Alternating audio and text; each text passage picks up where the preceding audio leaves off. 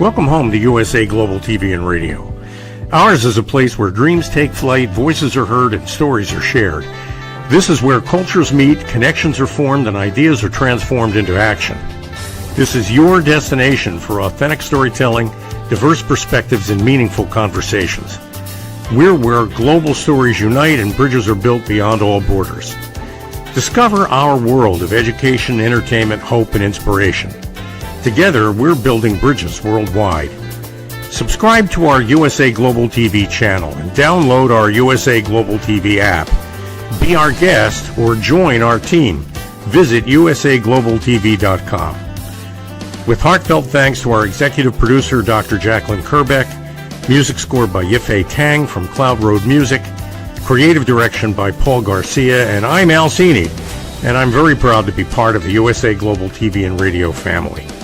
So join us here at USA Global TV and Radio. Make us your home for global connection. All rights reserved. This video and its contents are the exclusive property of USA Global TV and Radio. Unauthorized use, duplication, or redistribution in any form is strictly prohibited.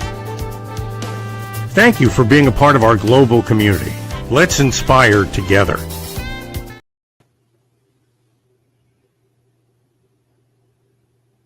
Howdy. Red O'Loughlin here. We're on The Wise Ones on the USA Global TV and Radio Network. When I'm not hosting a show, I do 3 shows every Thursday. This is the middle of the 3. And I research the human body at the cellular level, chemically speaking. I look for cause and effect relationships. Treat a cause, fix a problem. Treat symptoms, and you'll always be treating symptoms. I specialize in longevity and age-related diseases. That's my focus. That's what I love to write about, speak about. I also publish books for people. I just published one last week. Last month I published one for a guy in Dubai. So those are things that I also help people with. The focus that we have today is a return guest, literally just from a couple, 3, 4 weeks ago. It wasn't very long. Doug Smith, he wrote a book that's literally just been released, and it's on leadership, but from a different perspective. You know, we think about leaders coming from the corporate world and they did this, or maybe leaders in the military, possibly leaders in our academia or political world. But he's looking at leadership, that the lessons that he learned from prison. And I thought we had a really delightful conversation the last time he was here. So Doug, please join us. Hello. Thank you for inviting me on the show. Welcome back. And we were just at the beginning and backstage, and a question came up. What is it like once you get sentenced? You're in the court, and they say, okay, you're going to be 5 years, 10 years, 50, whatever. All of a sudden now, stark reality is starting to set in. Now, you were sentenced to prison, and you ended up there 4 or 5 years, if I remember right. We'll talk about that in just a second. But the reality of what goes through your brain when all of a sudden now I'm going to be in prison for 10 years. How do you cope? How do you adjust, manipulate your brain to live that next 10 years? That's a really good question. You know, it goes in stages. You know, when I got arrested, it was the end of a long battle with substance use disorder and mental illness that just spun tragically out of control. And so there's the back of the police car knowing that you're not going to get forgiven for this. You're not going to get probation for this. You're actually going to do some time. And so, you know, I had to feel the crush of incomprehensible realization that I wouldn't see my daughter, that, you know, that it was over. Got into county jail and just by the magic of the universe, found a meditation class. So that was an opportunity to sort of connect spiritually, learn to accept my situation, and start a path to recovery. And then, you know, by the time I got the plea deal, we had been through we'd seen the judge many times. And so there was a sense of relief there. And since I was in county jail for 4 months, I was already used to being incarcerated. So getting sent to prison, believe it or not, was kind of a relief, because I was no longer in holding. I knew that I'd be getting regular meals and get to see a rec yard and things like that. And I had a 15-year sentence. With the chance of parole at about 2.5 years. So I had hope as well. So, just such a range of emotions, but it's a process. Knowing what you know now, and a close friend of yours, a relative, how would you help them prepare for that kind of transition in their life?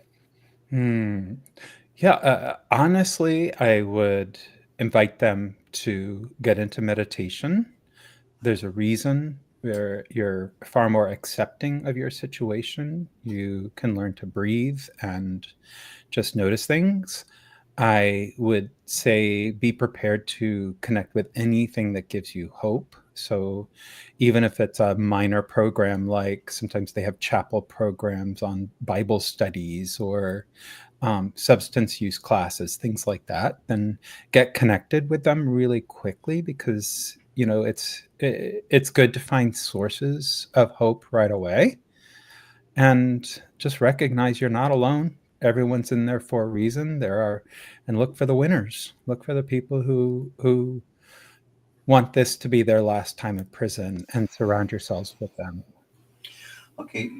When you were in there, did you have any thought that you'd be doing what you're doing today? No, I thought my career was completely smashed to pieces. I had no clue what I would be doing. Believe it or not, I had earned my social work degree and did some public policy work, and also worked at the Texas Capitol and taught as adjunct at UT. Excuse me, that's University of Texas at Austin. So my downward slide into prison happened after some professional achievement. So it was a bitter pill to swallow to think that I would never get to do that again. And so I thought, what type of trade could I get? Could I be an electrician? Could I be a welder? I wasn't sure, but I just knew that chapter was over. And I was, so when I did get back in, it became the greatest job that I've ever had in my entire life. Okay. The aspect of you had an addiction issue. Yes. And we talked briefly backstage about mental health, but particularly mental health that goes unnoticed in adolescence. And Yes. And that's not something we think about very often. We think about mental health issues, but we never really equate that to somebody less than 18 years of age. What are you finding out about that nowadays? Yeah. So what we know is that probably about 90% of the kids who go into the juvenile system have pretty significant trauma histories. A lot of them have mental illness. It tends to start or reveal itself in very early adolescence. And, fortunately today we have words for that people speak without stigma. It's not always true. In some communities, people dare not speak about mental illness. But for me, my symptoms emerged pretty early. I was 11 or 12, completely suicidal, crushed to the ground, fearful of my own shadow. A lot of that was probably trauma related and a sense of abandonment, but very clear mental health symptoms that did not go addressed. I didn't even know how to ask for help. And, my mom was a single mom. Everyone was under stress. It went unnoticed. And fortunately, I survived it, but it was probably one of the darkest periods of my life, probably second only to going to prison. And it goes unnoticed for kids. Even today, there are kids 13, 14 years old who are experiencing their first symptoms and not sure where they're coming from, and not sure, just shocked by these feelings of suicidality, not wanting to be there, feeling alienated, bullied, all of that. There are kids today that are experiencing them. I think one of the hopes of my book, in addition to really connecting with what leadership truly is that people might read that and read their own stories and feel some healing in that. And who knows, maybe there's a young person who gets a hold of it and finally understands and feels heard. One of the things that I think every one of us, doesn't matter our age, our location, everybody goes through stress. And that stress, I talk about it a lot in programs books and things, and when I speak. And some people reach out and they grab a hold of that stress and they will not let go no matter what. It's just, it's theirs, and they are going to enjoy every minute of it. I'm being facetious, but and other people have the same stress, the same boss, the same whatever, and yet it just flows off of them. And those are the two extremes. You have, maybe they're bothered for a couple hours and it's gone. Or the other person who just won't let go. And then that becomes part of their psyche because there are other things they won't let go of either. And so when I start looking at, okay, got a mental health issue, what causes that? That's where I start going, why is this happening? Well, one aspect of our daily life, our lifestyle choices, is stress management. Again, we're not taught anything about it.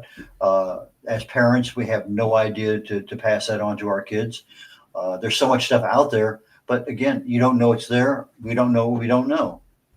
So the stress if that becomes a vehicle, I mean, there's other things that's going to cause stress too, diet and other issues, but Sure. That is one that's there and it's present, but not everybody is affected the same way.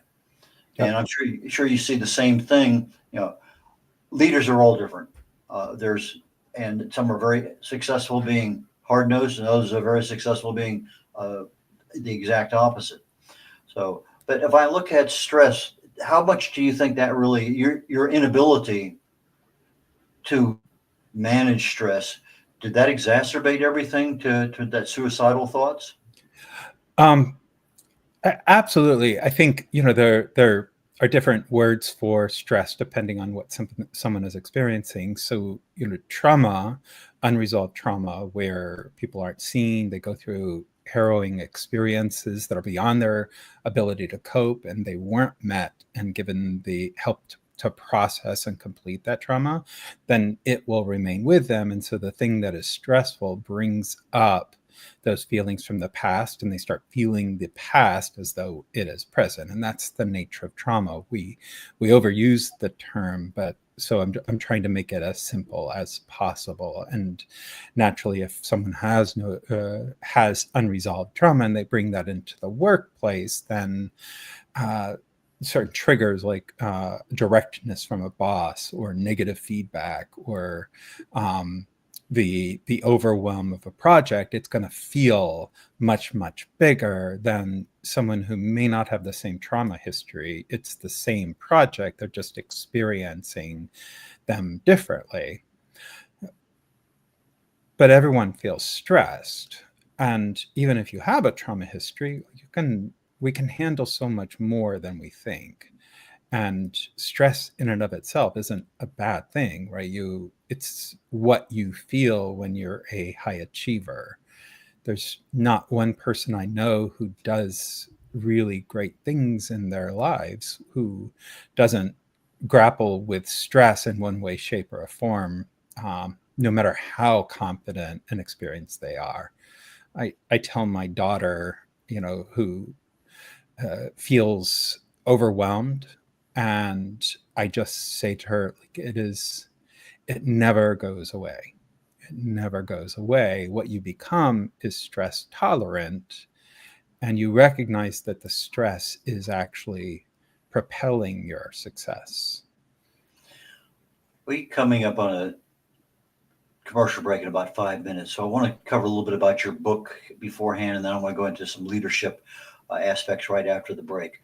You have your book with you, is that right? I do. Okay. Yes. The Path of Rocks and Thorns. Rocks and Thorns. Tell us about that. Yeah, so it's part of the parable, the rocks and the thorns, that the seeds of connection with spirit, with God, or whatever you want to call it, is available to everyone. It's just raining down upon us, and sometimes there are things inside of us that block it. Right? It could be addiction, trauma, it could be self-sabotage, the way you think about yourself, shame. All of those things just block those seeds, block the access to who you truly are, and keep you from growing. And so that's the parable. It is the rocks that crush you, it's the thorns that prevent growth. And so that is the parable. And for me, the path of rocks and thorns really meant for me that I was going to have to go through something unimaginable in order to get to the other side. And from there, I'd be able to climb again. But who I was is not someone born to be in prison. Who I was is what's underneath the rocks and thorns. And so on the other end of that, you get to find out who that is. Okay, so your experience in prison allowed you to have a deeper understanding of your religious, spiritual world. Yes. That now all of a sudden you had something you could lock into, you're anchored into, of which now became I'm sure that when you were in classes there and in prison, you weren't thinking, I'm going to write a book on this. That wasn't anywhere near. But as you start getting more involved in understanding who you really are and how your story is different than other stories, and how you can pull stuff out of your story that's of value to others. Yes. Is that when you first started saying, maybe I need to write a book? Yes. So I got into back into public policy and advocacy after I was in prison. So, it took me a little while to get back into it, but I worked in criminal justice reform for about 4 legislative sessions in Texas. We lowered the incarceration rate. We dropped the prison population by about 20,000, lowered recidivism, and created opportunity for people post-release. But one of the most important things we did was we created, we helped to reduce stigma and empower people who have experienced incarceration, mental illness, substance use, by putting them into the lead in many of these campaigns. And part of what we teach is storytelling. We help people to recognize that, yes, you have been through incredibly dark, harrowing, sometimes shameful experiences, but you also made really important decisions. Otherwise, you wouldn't be here working with me and testifying at the Capitol. So you made really important decisions. And the outcome of that is that you are empowered, you feel more healed, you feel more yourself. And so I realized that, that's the hero's story arc, and it is so healing, very healing. And so after years of doing that, I realized that it was time to write my own story. And if I use that story arc, which I do in every single chapter, that people are going to see themselves in that story. So a really good story, you're telling that story for the other person, not for yourself. Storytelling. That's an Yes. art form in and of itself to keep people interested. Have you always been a natural storyteller, or is that something you've had to learn to develop a bit better?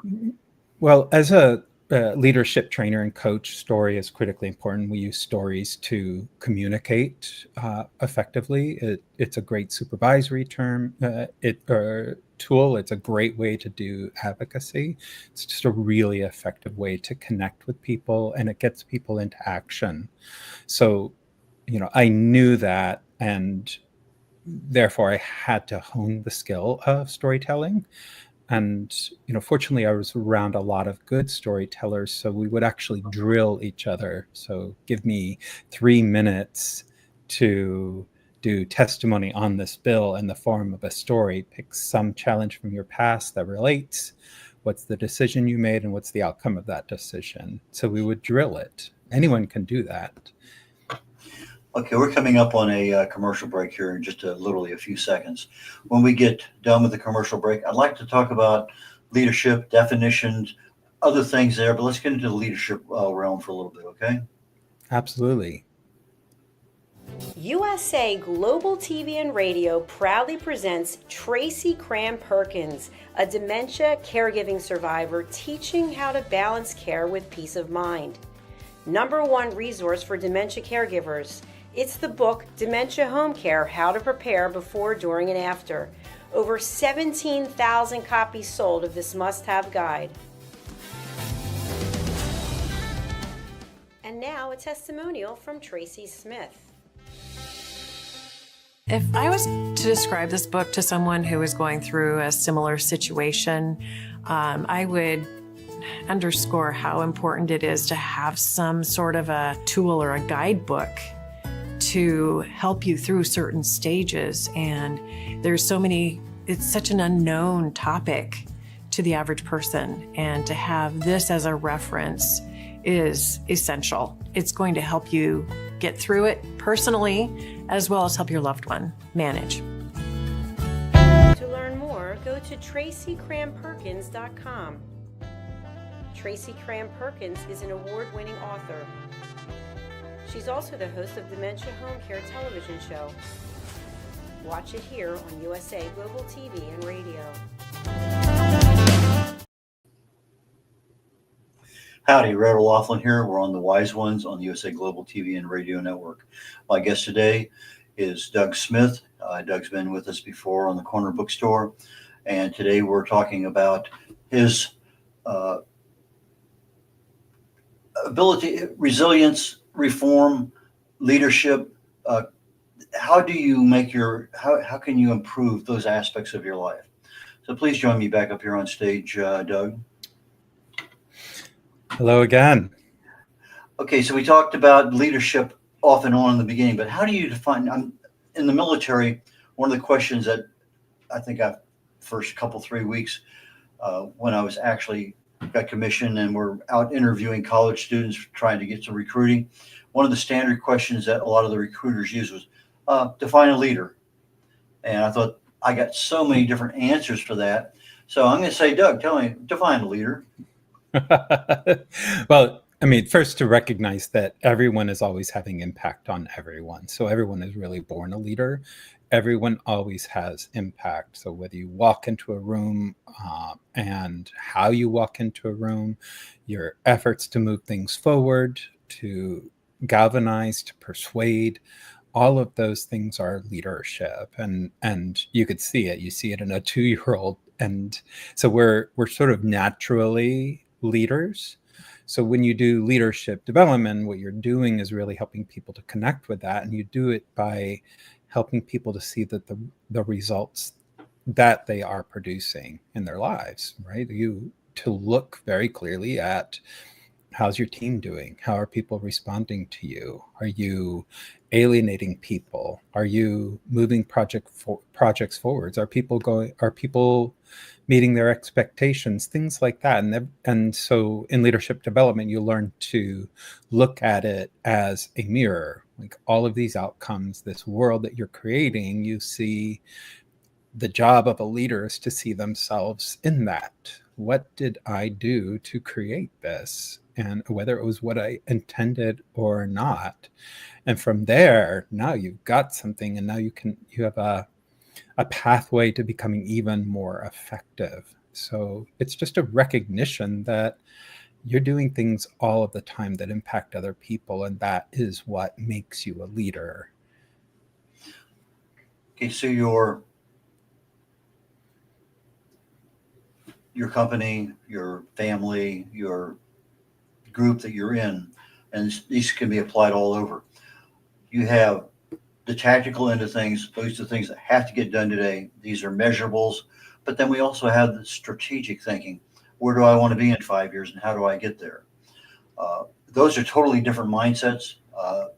Do you, in your particular company, do you teach the strategic as well as the tactical, or how do you handle both ends of the spectrum? That's funny that you should ask, because I work.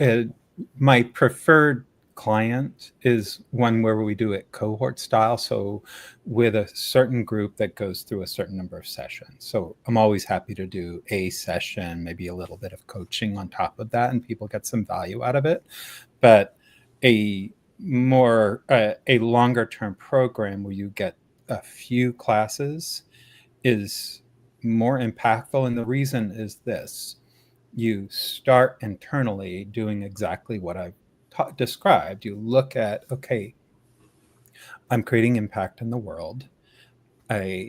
It's really important for me to shine some sunlight on that, to see how I'm producing, what's happening inside of me that's producing this. Where am I resistant? Where am I holding back? So it starts internally. What happens after that is that it starts manifesting externally. And at the tail end of that, that's where we get into really the nuts and bolts. So what is your vision? Let's get clear about that. Let's start bringing that into a strategy conversation. What are our objectives, our benchmarks? How are we going to go about it? So, but it happens at the tail end. So when people are really connected with their sense of themselves as leader, that starts to build confidence. They start to get into non-judgment. Now they can plan really effectively. And so they're trained now. Okay, so I'm looking at benchmarks now, and I'm not resisting the feedback those benchmarks are telling me what's effective, not whether it's working or not working. It's just data for me, and I'm going to adjust my actions to keep getting more effective results. But yes, we do that, and it always starts with a vision, and we move all the way down to the actual tasks. We bring your 5-year down to what's happening this month. Okay, I understand that. Now, I have my company. I have a mission. I have customers. But how do I hire the right people, and how do I get them trained? That's a really good question. So I'm not sure how to speak to training because I don't know exactly your industry. Just in general, it doesn't matter what. Absolutely. So in public policy, I have two people that I'm looking for. Obviously, I want people. When I was a supervisor of a policy shop, I wanted people who could write effectively, who could analyze really quickly, who could feel some level of comfort or at least willingness at a microphone or in front of the press. So I was looking for that. There's another, but I also wanted to hire people who have also been inside of prison, who have experienced mental illness and things of that nature. So they might not have that level of experience that someone more trained does have. So what I'm looking for there is pure coachability. So I want someone who's enthusiastic about that work, willing to learn, but entirely willing to be coached, to get feedback, to recognize where they need to grow. That is what I'm looking for. And that is the quality that's probably more important. I've actually hired people with lived experience who have almost no writing skills, but they were so utterly coachable that I knew I'd be more successful with them than someone who feels like they can do fine on their own. We talked earlier about recognizing mental illness in adolescents, but sometimes when you're in a boss and you have 4, 5, 6 people working for you, and excellent, and then all of a sudden something starts to change, and they're late to work, their attitude sucks, whatever it may happen to be, something's going on. You're dying for feedback, but you can't just go ask them. Maybe you can, maybe you can't. It sort of depends. Some people will actually provide that to you. If what's going on, they'll tell you. So there's a lot of stuff there in understanding that human psyche of the person, what changed, and whether it's divorce, that seems to be a major one. That's a big trauma. I had a phone call one day. A guy worked for me. He was going to be out 3 days because he had DUI and he was in jail. And so I didn't mention anything to anybody else. He just had asked for a couple extra days of vacation as far as anybody else was concerned in the group. That's all it was. But you see a lot of these things going on. And as a leader, you have to be flexible enough. Okay, who's going to take over that responsibility for that 3 days or 3 weeks that somebody isn't there? Yeah, absolutely. And if you're coachable, as you say, how do you know somebody's coachable? Just because they can do something doesn't mean they will do something. Oh, I know someone is coachable because I'll actually give them scenarios. I'll ask them moments that they failed or received feedback. I'll ask them, okay, so what did you learn from it? When you heard the feedback, what did you do with it? So I really want to know, right? What did you, were you willing to sit with that, even if it was painful to hear? And so that is what I'm looking for. And you can hear pretty quickly when someone says, well, that boss was this and that, so I felt like I needed to leave. Maybe they did need to leave, but you're not telling me that you're capable of getting feedback right now. And that just doesn't work for me. If I can't coach you, I can't train you, and I can't help you grow, and therefore I'm not going to invest in you. So, that's really important. But you brought up another subject. I hope you don't mind me just sort of kicking over to that other track. And you're talking about how stress or mental illness shows up in the workplace and impacts your role, and how do managers or leaders deal with that. And so I write about this in the book. People with mental illness they have a significantly higher unemployment rate. And when they are employed, they tend to be underemployed, far below their skill level. And so I also describe going to work when I was deep into depression, or when I was in a bipolar episode. I described that, and what you have to go through every single day in order to get through all of your projects and stay on track and not get fired, and yet feel like you want to die. And describe that. And I hope that people hear that and understand it is really important for you to say something. Mental illness is a medical problem. If you were having renal failure, you would tell your boss that you were having some kidney problems and that you need the time off. And we have so much stigma about mental illness, but it is a medical diagnosis, and you need sick time. You need to connect with your resources. And instead, people with mental illness just hide it.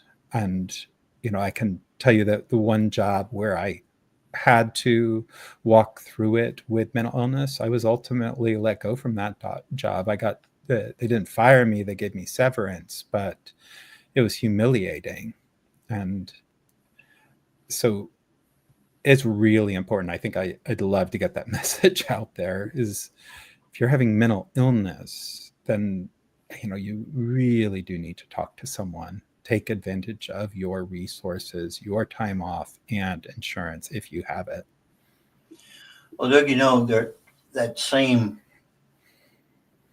issue with the mental illness could also be adapted to people who are alcoholic. Yes. Because it's a substance abuse. It has a stigma associated with it. It wasn't until just literally a couple, 3 decades ago that they started recognizing it as an illness, as opposed to a cultural aspect or some other way it was classified. And so people tend to hide it, but then the symptoms are, well, they're late to work, or they don't meet the project time constraints, lots of things. So mental illness, the symptoms could mask other things too. Yes. And you don't absolutely. And you don't always have just one thing. It's usually a myriad of things that are in there. Because if you're having some mental illness because of some traumas, and you're taking pills, or you're taking alcohol, or you're taking some other overdoing prescription drugs, or what. I mean, they kind of just start falling all over each other. Now you're really into a problem. Yep. Absolutely. Yeah. And I also talk about that in my book. The mental illness becomes really confusing when there are elements of trauma being triggered. I had panic attacks, but I also had depression. Sometimes I'd have bipolar episodes, but I was also using prescription drugs and drinking really heavily. And it was just confounding to me. And every time I'd go to, when I went to rehab, I'd get out and still be as desperate as I was when I went in. It just felt like I wasn't addressing all of the issues. So, but to that point, if you do have substance use disorder, you really don't, your choice is either to let it destroy your career and then ultimately your life, because you're not going to function long term in that job and expect to grow or get pay raises or anything like that. So you really do have to say something, and that's going to put feet to your fire, because now you've got to do something about it. You're going to have to go to intensive outpatient, get a counselor, sometimes going to inpatient. So, but you do have to say something, because if you don't, your career is going to, the substance use is going to destroy your career anyway. So, I just encourage people, just say it out loud. You really have more to lose if you don't say it. Take advantage of your resources. And if you say it and your company fires you anyway, then, go get yourself a good attorney. Who is a good ideal client for you, and who is not? That's wonderful. I work with a lot of clients. It's interesting. I work really well with people with lived experience of mental illness, substance use disorder, past trauma. I work extraordinarily well, and I'm fortunate to get to work in multiple states, particularly with people who've used that life experience in their work. So I've probably one of the best employees you could ever imagine is someone who's in substance use or mental health recovery, right? Their gratitude for the job, their willingness to look deeply at themselves. So I do really well. But if you can take that up to a larger level, I work with people who feel stuck, who are swimming in shame, who feel paralyzed, overwhelmed. I work really well with that. I'm a trauma-informed coach as well as a solution-focused coach, and I also have a master's in social work. So I just work really well because I believe that the people have the answers. Everything is sort of internal, and so all I'm doing is helping them sort of clear away the things that are getting in the way, shine a spotlight on their own resources, and then they just go do amazing things. How do people get in touch with you?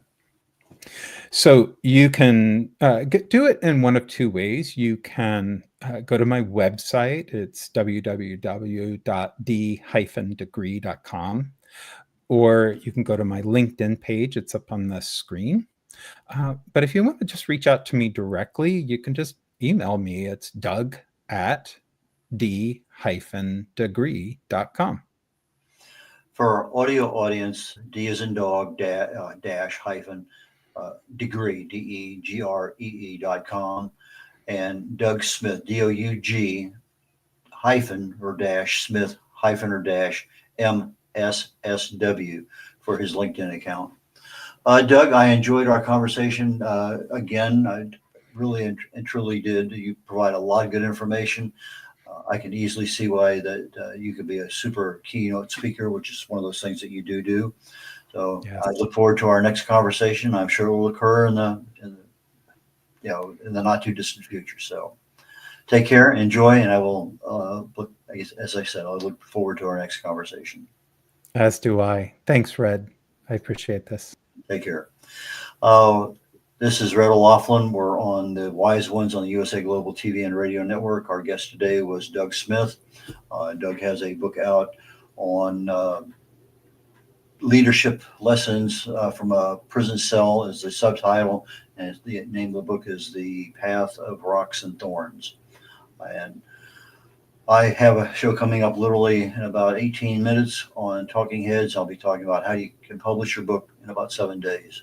That's a follow-up from last week's talk on how to write your book in 7 days. So please join me on Talking Heads here shortly. If not, go to the USA Global TV and Radio Network on YouTube and find us in the archives. Take care of you all. Bye. In a world that moves fast, there's strength in the woman who moves with grace. Introducing Bay London, where confidence meets craftsmanship. Each piece is intentionally designed for the woman who knows her worth, crafted from luxurious Italian eco-fabrics that feel as good as they look. With elegant coverage, effortless support, and timeless style, our swimwear celebrates both your body and your essence. Founded by fashion expert Carrie Sykes, Bay London is made for women who want to feel sexy, stylish, and seen. From poolside to beachside, sunrise to sunset, Bay London outfits you for every moment that matters. Because beauty isn't about age, it's how you wear your confidence. Bay London, confidence, elegance, effortless luxury. Visit baylondon.com. Act now for your exclusive friends and family discount of $35. Scan the QR code. Bay London, where confidence meets craftsmanship. Proud sponsor of USA Global TV and Radio. USA Global TV and Radio proudly presents Steve Klein Art at steveklein.art. My name is Steve Klein, born Manchester, England, 1953. My quest in my lifetime is to create artwork from my soul and the deepness within my wildest dreams and fantasies. In 2012, my heart stopped when I was given too much anesthetic for a minor knee operation, and this near-death experience took me to another multi-dimensional world, an out-of-body experience, and I was given the gift of being blessed by an overwhelming, burning passion to become, for the very first time in my life, an artist with an eternal, passionate desire to bring my art, which I've named multi-dimensional, subliminal, freeform art, to the world, as only 3% recover from what I experienced, and now in my golden years want to release my cosmic, vital energy through my art to allow people to be a part of my cosmic dance. To learn more, email roccogoodwine@gmail.com. For VIP pricing, mention USA Global TV and Radio.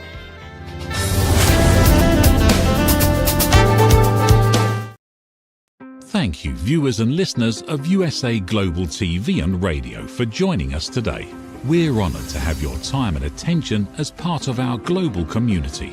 At USA Global TV and Radio, we believe in the power of authentic conversations, meaningful connections, and creating a world of possibilities together. Want to be part of something bigger? Join our team of elevated listeners at usaglobaltv.com, a space where your voice matters and your ability to listen transforms relationships. Stay connected with us across all our platforms for thought-provoking discussions, expert insights, and empowering stories. Subscribe to our channels at youtube.com/c/USA Global TV. Follow us on social media and explore the endless opportunities we're creating for growth, learning, and inspiration. Together, we're not just broadcasting, we're building bridges and changing lives one conversation at a time. For inquiries, contact us at info@usaglobaltv.com.